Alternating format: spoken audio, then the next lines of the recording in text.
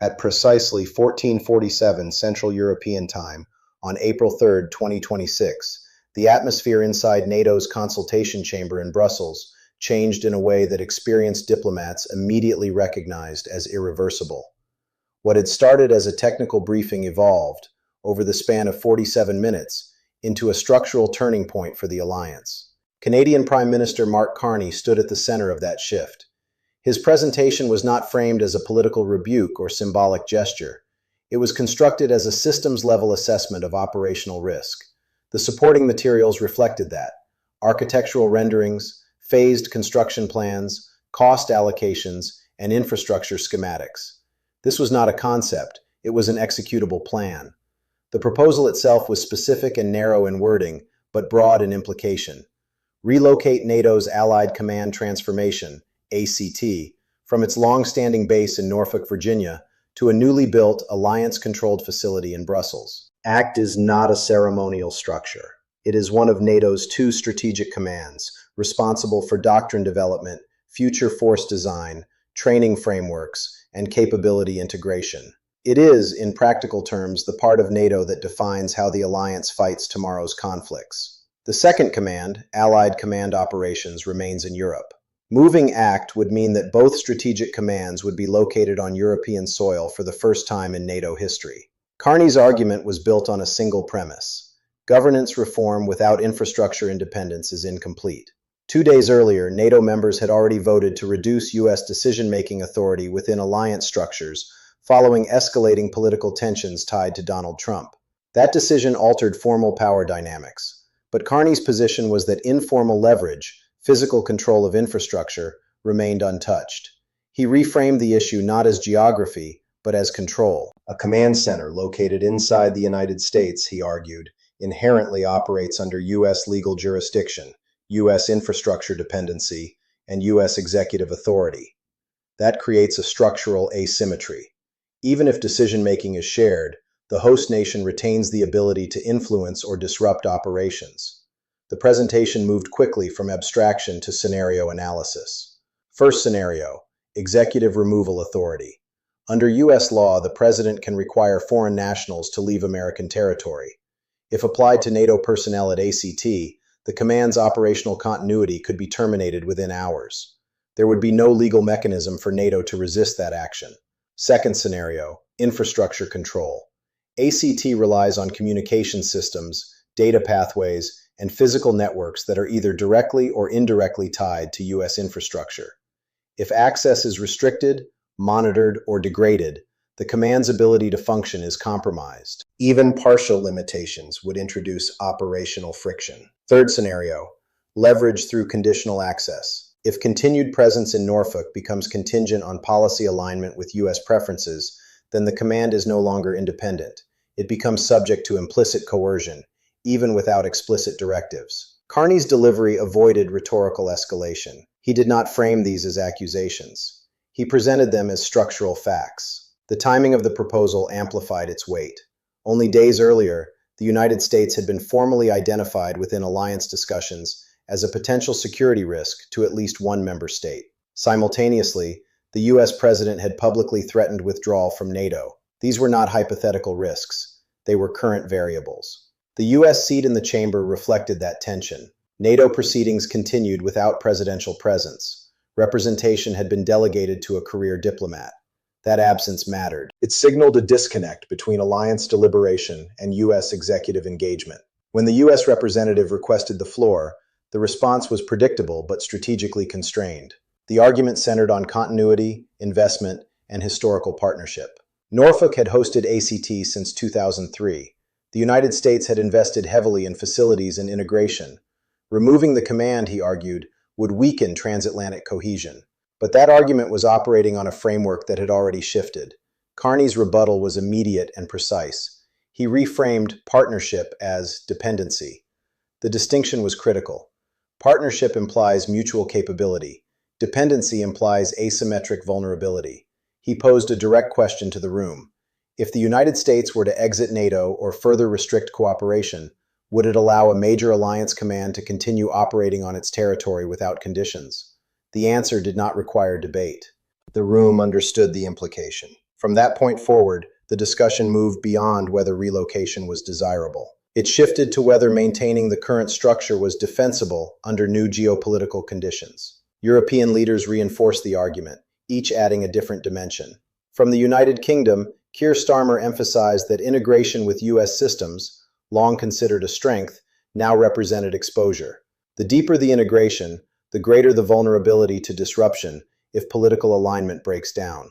From France, Emmanuel Macron framed the issue in terms of strategic autonomy. Europe had long debated the need to develop independent defense capacity. Hosting both strategic commands within Europe would materially advance that objective. From Germany, Olaf Scholz positioned the move as neutral rather than adversarial. Relocation was not an anti-American measure.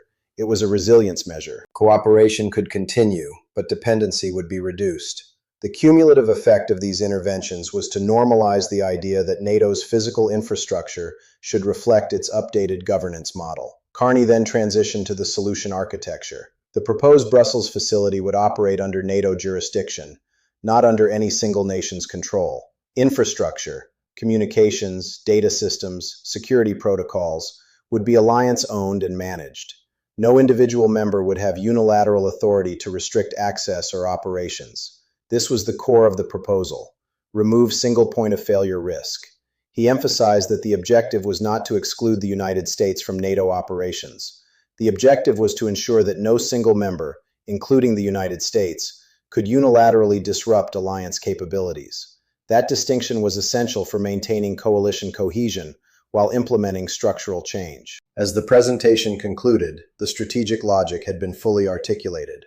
Governance had already shifted away from centralized U.S. control. Infrastructure still reflected the previous model. That mismatch created operational risk. Relocation would align structure with governance. By the time Carney stepped back, the decision space had narrowed significantly. The question was no longer whether relocation would alter NATO. It clearly would. The question was whether NATO could justify maintaining a command structure that contradicted its own newly defined principles. The room moved into debate, but the underlying trajectory had already been set.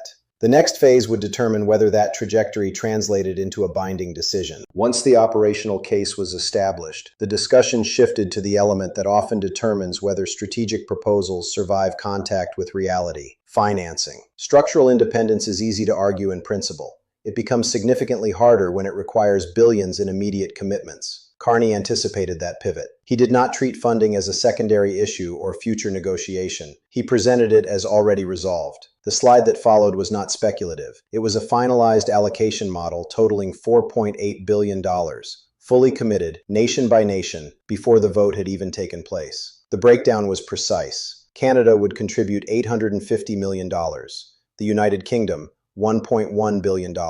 France, $900 million. Germany, $950 million. Italy, $320 million. Spain, $280 million. The Netherlands, $180 million. Belgium, $150 million, along with land allocation. Poland, $70 million. There was no U.S. contribution. None requested, none expected. This was a deliberate signal. The relocation was not being framed as a burden-sharing dispute or a negotiation with Washington. It was being executed as a coalition decision, funded entirely by members who had already aligned politically. From a strategic standpoint, the financing model did two things simultaneously. First, it removed delay risk. There would be no prolonged budget debates, no phased approvals, no dependency on external contributions. Construction could begin within 30 days of approval. Second, it demonstrated intent. Nations do not commit billions in advance for symbolic gestures. The funding itself was evidence that the decision had already moved beyond theory. Carney outlined the cost structure in detail. The $4.8 billion covered land acquisition, construction of a purpose-built command complex, installation of secure communications infrastructure, relocation of personnel, and a dual operational period to ensure continuity during transition. The 18-month timeline included overlap, meaning Norfolk would not be abandoned before Brussels was fully functional. This level of planning indicated that the proposal had been developed over months, not days. The vote was the final step, not the starting point. The financial commitment reframed the debate inside the room. Opposition could no longer rely on arguments about feasibility or cost. Those variables had been neutralized. What remained was political positioning. Spain's Prime Minister Pedro Sanchez was among the first to respond. His intervention was notable because Spain has historically benefited from hosting U.S. military infrastructure. His support signaled that even states with strong bilateral ties to Washington were recalibrating their strategic calculations. He did not frame the relocation as a rejection of the United States. Instead, he described it as an adjustment to structural realities. Hosting foreign military assets, he noted, always comes with conditions and leverage. The question was whether NATO, as an alliance, should replicate that model internally. Italy's position carried additional weight. Giorgia Meloni had, in previous sessions, shown caution toward rapid institutional changes. Her support for relocation therefore indicated that hesitation within the alliance had narrowed. Her argument was pragmatic. If a member state can threaten withdrawal or disruption, then any critical infrastructure located within that state becomes a liability. The conclusion was straightforward: remove the liability. Poland's intervention was driven by geography and threat perception. Andrzej Duda emphasized that for countries on NATO's eastern flank, alliance strength is not theoretical. It is directly tied to deterrence against Russia. Any structural vulnerability, particularly one tied to internal instability, was unacceptable. His support underscored a key point. Relocation was not just about Western European autonomy. It was about alliance credibility at its most exposed edges. As support accumulated, the framing of the proposal shifted again. It was no longer presented as a European initiative. It became an alliance-wide risk mitigation strategy. Not every member aligned with that interpretation. Hungary opposed the resolution outright. Its representative argued that relocation was costly, disruptive, and politically damaging. The concern was less about operational risk and more about signaling. Moving a command away from U.S. territory could be interpreted as a break in transatlantic unity. Slovakia joined that opposition, aligning with the argument that the long-term consequences of such a shift were uncertain and potentially destabilizing. Turkey took a different position. Rather than opposing the relocation itself, it abstained, citing concerns about geographic concentration. Relocating ACT to Brussels would place even more NATO infrastructure in Western Europe, potentially marginalizing southern and eastern regions. Greece, Albania, and North Macedonia also abstained, each for variations of similar strategic caution. The United States maintained its opposition, but by this stage its position had limited influence. The earlier decision to reduce U.S. voting power had already altered the balance within the chamber. The debate phase concluded without extended procedural delays. That, in itself, was significant. In previous NATO deliberations, decisions of this magnitude would typically involve prolonged negotiation, amendments, and postponements. Here, the alignment had been built before the session began. When Secretary General Mark Rutte called for the vote, the outcome reflected that preparation. 25 nations voted in favor. 3 voted against: the United States, Hungary, Slovakia. 4 abstained: Turkey, Greece, Albania, North Macedonia. The margin was decisive. The resolution passed. From a governance perspective, the vote established a precedent. For the first time, NATO had approved the relocation of a strategic command away from U.S. territory, not due to external threat, but due to internal structural recalibration. Rutte's announcement was brief, almost understated. Allied command transformation would relocate from Norfolk to Brussels. Construction would begin within 30 days. Transition would complete within 18 months. The language was procedural, but the implications were not. The decision effectively ended a 20-year operational model. Since 2003, ACT had functioned within U.S. territory, integrated with American military infrastructure and research systems. That integration had been viewed as a strength, until it became a vulnerability. Carney's closing remarks after the vote reflected that shift in framing. He addressed NATO personnel directly, emphasizing that the decision was not a critique of individuals or their work. It was a response to political conditions that had altered the strategic environment. That distinction mattered for maintaining internal cohesion during transition. The alliance was restructuring infrastructure, not dismantling capability. What followed immediately after the vote was not celebration. It was recognition. Inside the chamber, the reaction was measured. Delegates understood that the decision would reverberate beyond NATO. It would be interpreted by Washington, by Moscow, and by global observers as a redefinition of alliance dynamics. Outside the chamber, implementation had already begun. the Belgian government initiated fast-track procedures for zoning and construction approvals. Architectural firms released finalized designs for the Brussels complex, modern, secure, purpose-built for transformation functions rather than adapted from existing facilities. Financial transfers began moving through pre-arranged channels. The commitments presented during the session were not conditional, they were executable. Within hours, the relocation had shifted from decision to process. From a strategic standpoint, the most important outcome was not the vote itself. It was the alignment between political intent, financial commitment, and operational planning. Those three elements rarely converge simultaneously. In this case, they did, and that convergence is what made the decision durable. The next phase would determine how that durability translated into geopolitical consequences, particularly in Washington, where the decision would not be viewed as a technical adjustment, but as a direct challenge to decades of established influence. The decision was formalized within minutes, but its consequences began unfolding almost immediately, and on multiple fronts. What had been contained inside a NATO chamber for 2 days moved into public view within hours, triggering political reactions, institutional recalibration, and a broader reassessment of alliance structure. At 1600 Brussels time, NATO's communications office released the official statement. The language was controlled, but the substance was clear.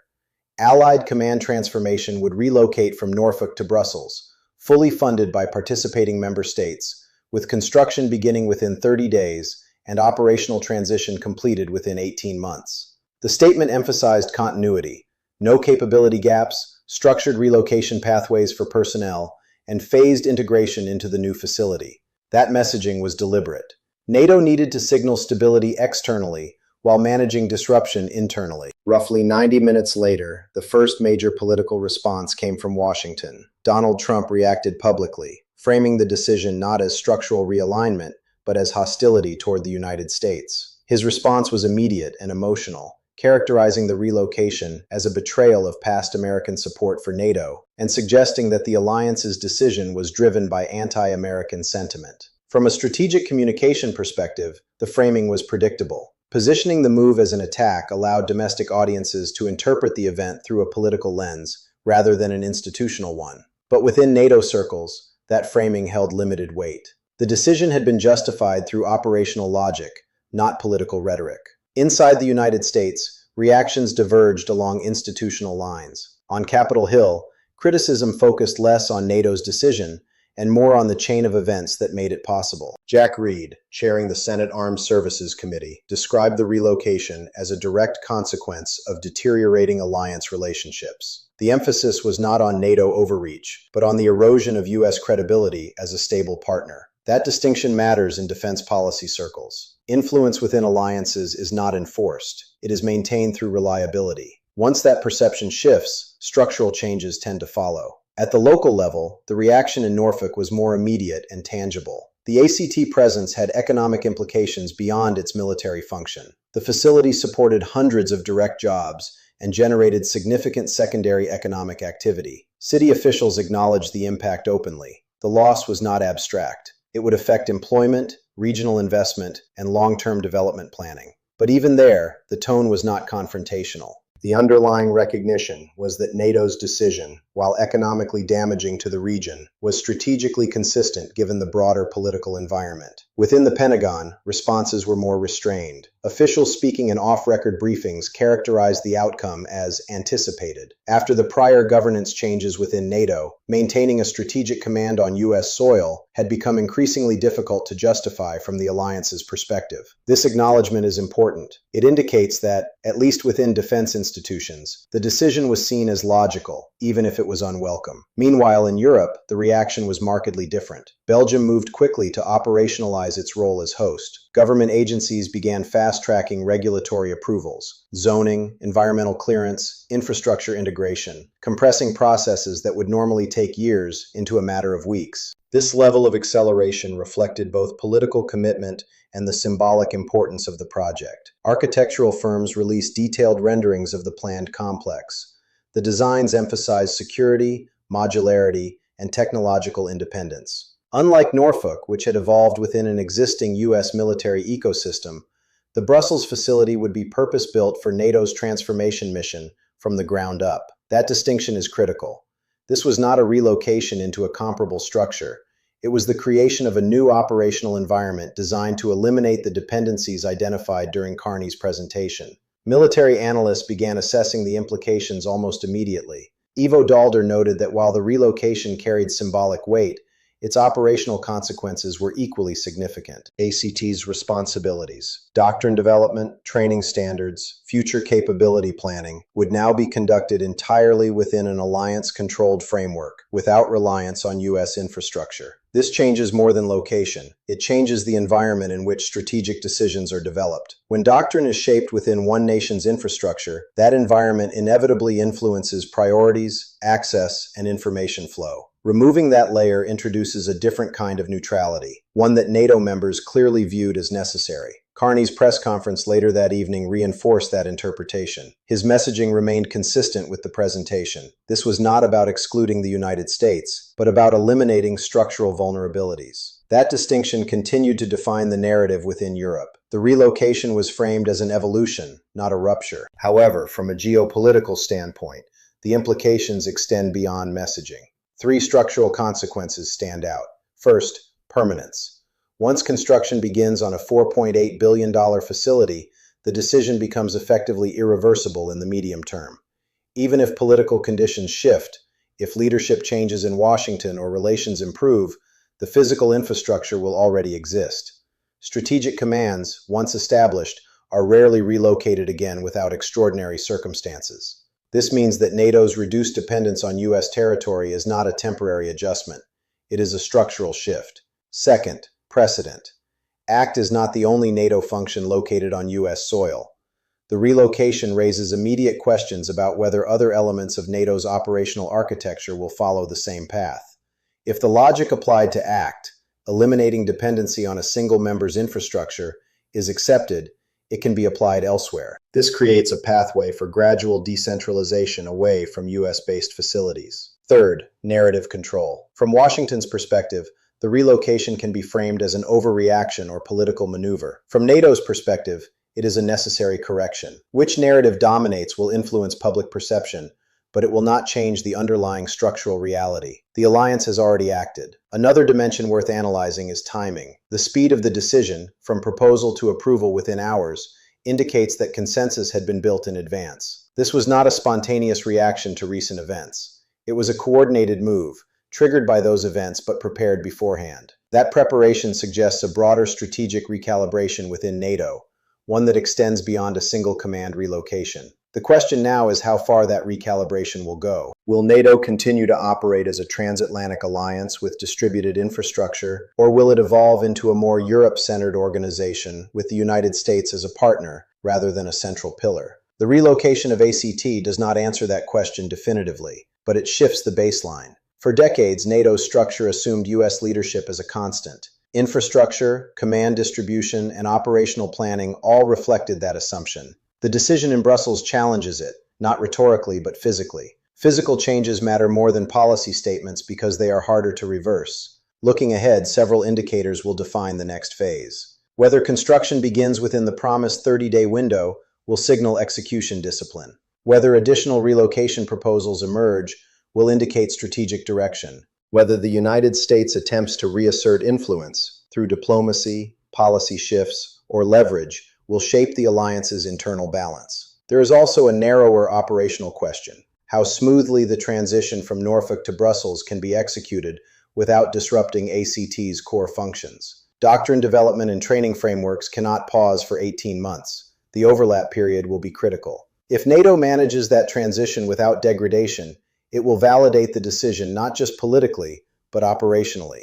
If it encounters significant disruption, critics will use that as evidence that integration with U.S. infrastructure was more valuable than acknowledged. At a broader level, the relocation reflects a shift in how alliances manage risk. Historically, NATO's primary focus was external threat, primarily from adversaries like Russia. Internal stability, particularly within the United States, was assumed. That assumption is no longer being treated as guaranteed. Carney's proposal, and the alliance's response, demonstrates that internal risk is now part of NATO's strategic calculus. That is a significant evolution. It does not mean NATO is moving away from the United States entirely. Cooperation, joint operations, intelligence sharing, these remain central, but the terms of that cooperation are being adjusted. Dependence is being replaced with redundancy. Control is being distributed. Infrastructure is being rebalanced. The vote in Brussels did not dissolve the transatlantic alliance. It redefined its structure. And once structural changes begin at this scale, they rarely stop at a single decision.